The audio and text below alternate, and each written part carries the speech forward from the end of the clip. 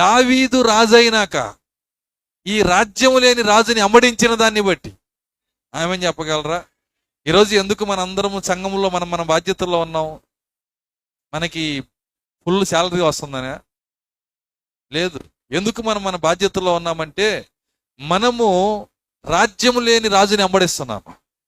ఇప్పుడు రాజ్యం లేకపోవచ్చు, కానీ మనం ప్రాణం పెట్టి మనం అంబడించగలిగితే ఒకరోజు ఆయన రాజ్యంతో వస్తాడు. ఎవరిని మర్చిపోడు, ప్రతి ఒక్కరిని సింహాసనాల మీద కూర్చోబెడతాడు. హల్లెలూయా. భక్త అంటున్నాడు, నువ్వు కాపర్ని అంబడించేది కూడా అలాగే ఉండాలన్నాడు. ప్రతి దాంట్లో మనం ట్విస్ట్ చూడకూడదు. అట్లా ఎందుకన్నాడు, ఎట్లా ఎందుకన్నాడు, ఇవన్నీ పనికిరావు.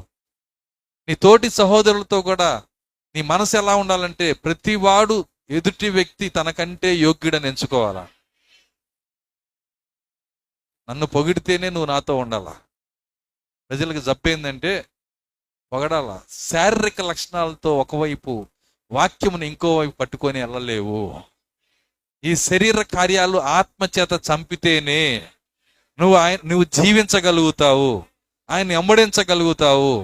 అసలు నువ్వెవరనే ప్రత్యక్షత నీకు కావాలి. ఇక్కడ ఆ ప్రత్యక్షత ఇచ్చినప్పుడు ఆయన సమస్త జ్ఞానము దేవుడు నీకు ఇస్తాడు, సమస్త గ్రహింపుని నీకు ఇస్తాడు, ప్రతి కార్యంలో నీకు ఆయన బోధిస్తాడు. పొరపాటు చేసి అబద్ధమాడి ఏసెవరో నాకు తెలియదన్నా ఆయన్ని ప్రార్థన చేసి తీసుకొచ్చి నిలబెట్టాడు దేవుడు అక్కడ. హల్లెలూయా. నిజమది. బండ మీద ఉన్న సంఘము ఎంత మాత్రం కూడా పడిపోదు.